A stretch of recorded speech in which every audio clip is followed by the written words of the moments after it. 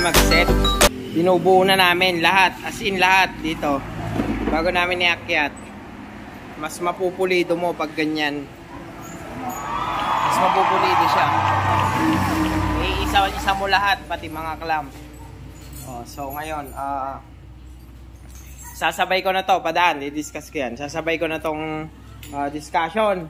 Ito yung mga injectors powered by HEUI or Hydraulic Electronic Unit Injectors. Number 1 rule, huwag kayong maniniwala pagka sinabi ang mga injectors na yan nakakalibrate. Hindi po yan kinakalibrate. Hindi totoo yan. Wala pong calibration na term sa 4GX1. Pangalawa, ito rin yung ang tawag ng karamihan dyan, high pressure pump. Isa rin yan. Meron din taga Mindanao na tumawag sa akin, 2 beses na raw pinakalibrate. Dahil mahina raw yung buga ng oil dito. Hoy! Nabunganga nyo! Tahiin nyo! Natutulog ako, nakikita ko sa bunganga nyo! Buhay nyo at tulog, magpatulog kayo! Mahina yung buga ng oil. Hindi ho yan tinitignan physically. Binabasa po yan. Meron po yung term na MPa or megapascals. Oh my God! Wow! On start, kailangan para mag-function yung mga injectors, kailangan natin ng 4 to 5 megapascals na pressure. Kaya kung tignan mo lang yan, hindi yan consideration na sinasabing mahina yung pump kaya dapat palitan. Mali po yan. Gago! Yung iba, ang sabi, mahina daw to.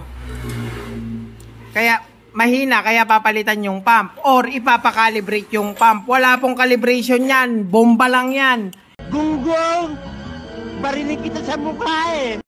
Hindi ito injection pump, this is high pressure pump. Oil yung umiikot dyan, bomba lang po yan, hindi po yan kinakalibrate. Ngayon, meron yung mga taga Mindanao, yung isa, 2 beses na daw nagpa-calibrate. So, yung mag-isip-isip kayo, pag ang mekaniko nyo, sinasabi calibrate, ang makina nyo 4GX1. Ang may sira, hindi yung makina, yung mekaniko.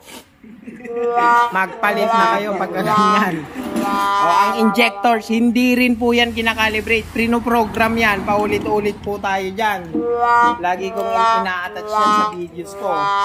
Common yan sa JX1. So, walang 4GX1 na kinakalibrate ang pump. Hindi kinakukonsider sa mahinang buga nito. Hindi ibig sabihin na pag mahina ang buga nito is may diferensya yung pump. No, hindi yon. May basis tayong data dyan. Hindi totoo yan. Talagang mahina yan kasi nagpapump lang. Ang binabasa natin dyan is yung pressure dito sa loob.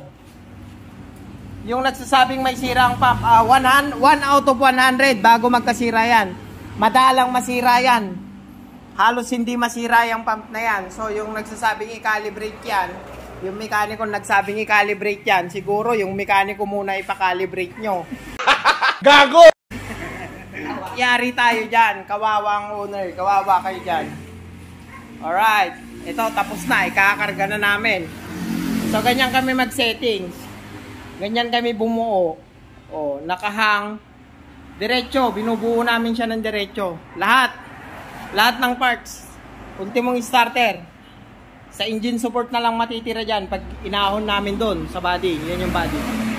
Pag inahon doon na lang, napulido yung makina. Kasi hindi tayo nagsingit-singit doon, maluwang yung space ng inayos natin.